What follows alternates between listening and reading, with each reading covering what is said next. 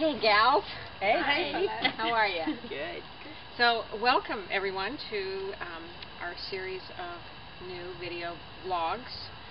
That's a video and a vlog put together, if you didn't know that. We're not quite sure. I'm really thrilled to be bringing most of the members of Gypsy Caravan to this series to talk a lot about tribal belly dance and everything and anything that has to do with tribal belly dance. So I think you probably know most of us, but I would love everyone to introduce yourself to our beautiful, fabulous audience. And Karen, why don't you go ahead and start? I'm Karen Hunt, and I've been dancing with Paulette since the mid-90s in Gypsy Caravan and Sister Caravan before that, and back in Gypsy Caravan again. Woohoo! Yeah. I'm Cinzia, I'm from Italy, from Milan, and I met Paulette in 2005.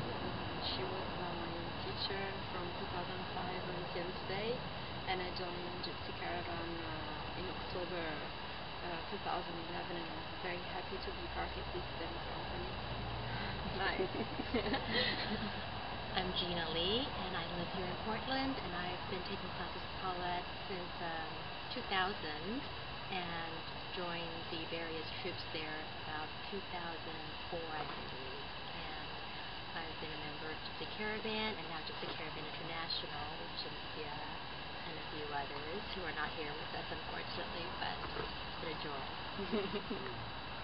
I'm Carol Vance, and I found Paulette through my daughter, luckily, in 1993, and that's a long time. Do a lot of changes. It's been great. Just following the caravan trail. Yeah. Loving it every way, every minute of the day. So. Trails and trials, that's what I've been calling it. That's right, yeah.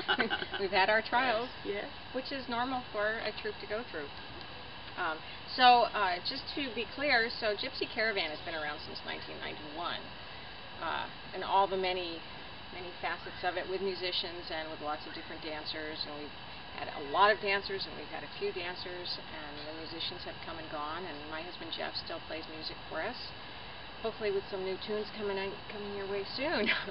But this is a new branch of Gypsy Caravan. It's Gypsy Caravan Dance Company International.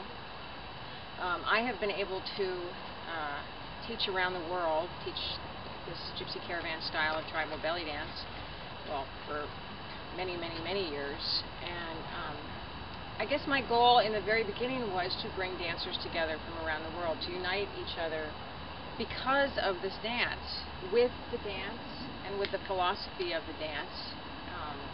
And you know, back then I thought that was very idealistic, and I wasn't quite sure that it could happen, and it is happening. And Gypsy Caravan Dance Company International is, wow, there's birds flying around the garden and dogs walking. Welcome to my garden. Wow, he wants to be part of the troop too. Life is happening around us. I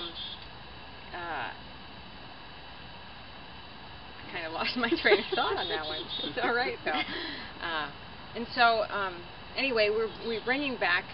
We've regrouped the troop in the fall of 2011, and we have Nina from Australia and Hillary from Arizona and Amanda from Wisconsin as well. So there's 8 members right now. And I've been able to, what my new saying is, taking tribal global.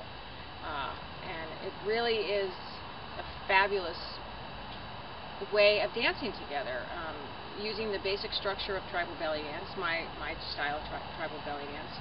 And as we take it around the world, we go around and teach and perform and have workshops, and also certification intensives called Caravan Soul, Collective Soul, and teacher training.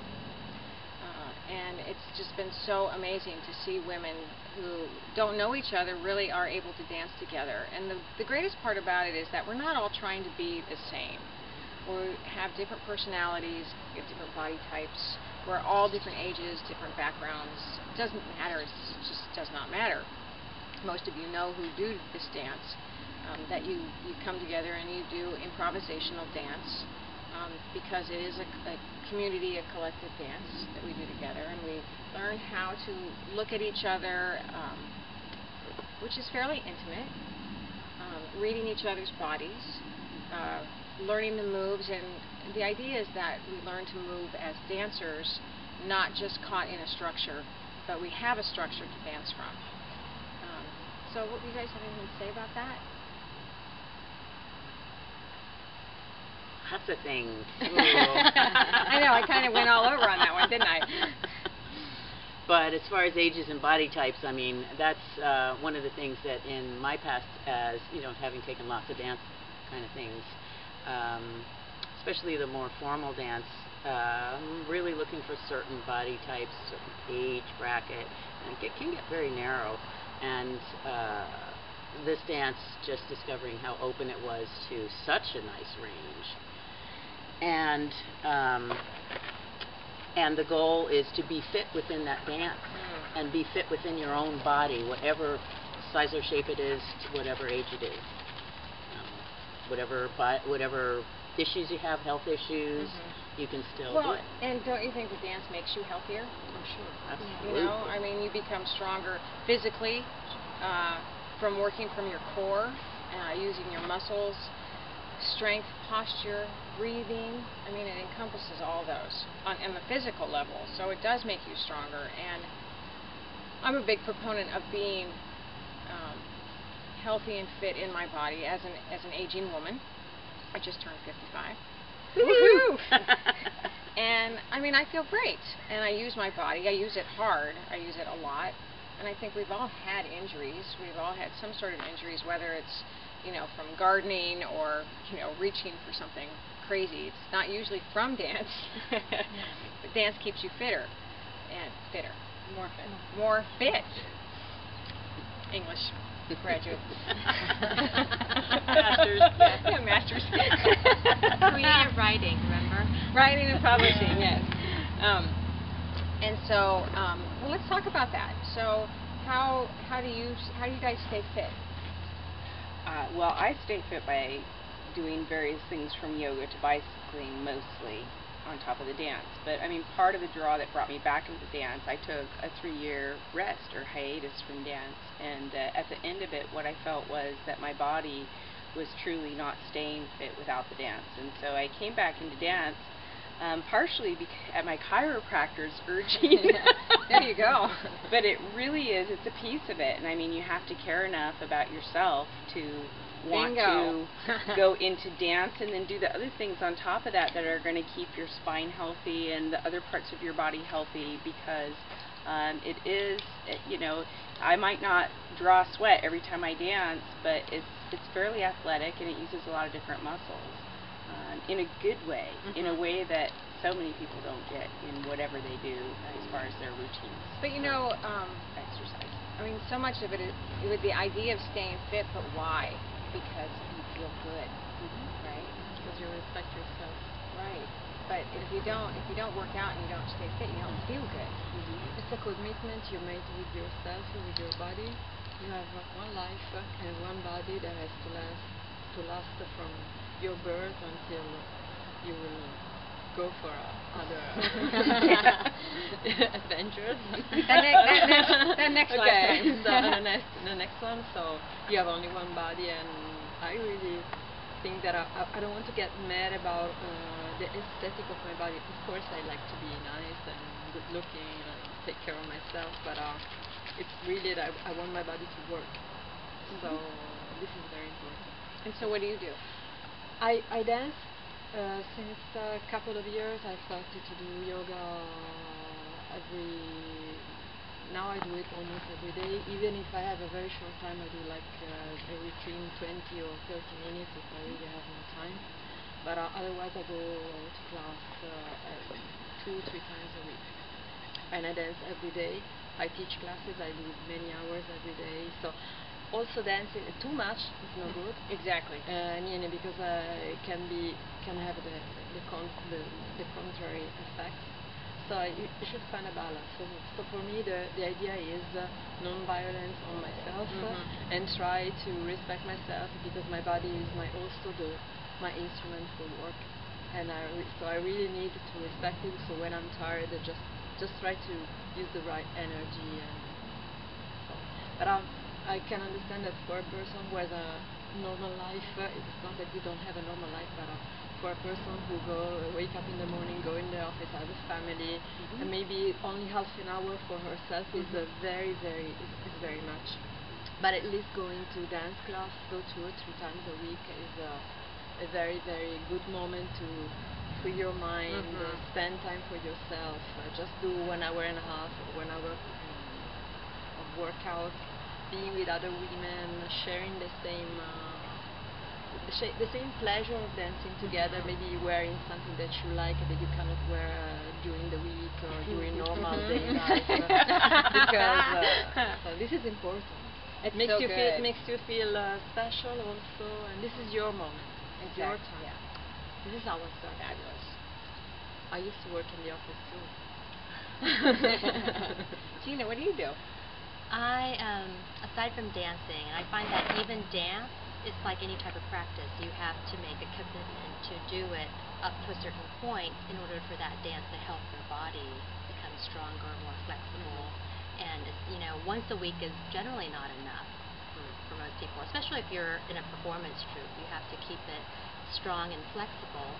And I have a variety, a huge library of DVDs that various exercise DVDs like yoga and kickboxing and other types of very intense aerobic type of workouts that I try to fit in, And as I'm getting older, I'll be 45 in January. My metabolism is slowing down, so it does take more effort to be as strong for me. It's not necessarily true for everyone, but I think it's this dance encompasses a huge range of body types and sizes. But I think for this dance to really empower and move the person, you have to, no matter what size you are, you have to be able to be strong with it. So you have to be able to move your body to do the moves. Right. And not only is it physically empowering, but as you become stronger in your dance and in your movement, you become stronger emotionally and psychically, I would say, mentally. And that's why we call this such an empowering dance, is because we feel stronger as women. We find our power in it. Hallelujah. Really? And what about you, Missy? I retired from owning restaurants in 1996. I found this dance in 93, so I had only been able to take classes for about 3 years before I retired. And then when I retired, I got to jump in with the other foot. And it's all of these things that you all have said, I mean, perfectly, so perfectly, that it really is time for ourselves. I was in big transitions, and this really saw me through those transitions. And you quit smoking then? I did. I quit smoking. I quit several, things that were pretty detrimental to my health. Even though I always stayed fit, I always did things to stay fit. When you're younger. Yeah, yes, it's true. And I think you're right, Gina, that your metabolism does slow down, and you really do have to. I think that's pretty universal. Some people can, I suppose, have a huge metabolism, but and as it slows down, you really have to adjust to that, and you have to find who you are and where you are in it.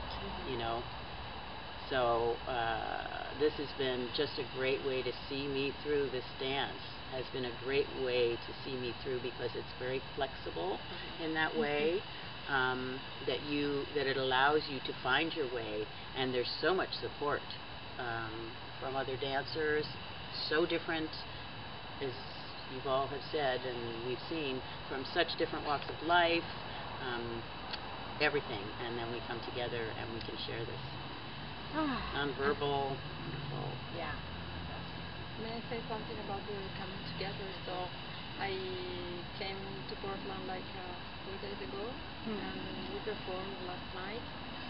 and it was the first time that I was performing with her. For example, I performed with them the last time in 2010, and with Paulette, so we did more things together because I was more used to your body moving and stuff. But yesterday night I was very happy because she said, "Oh my God, I can't believe it.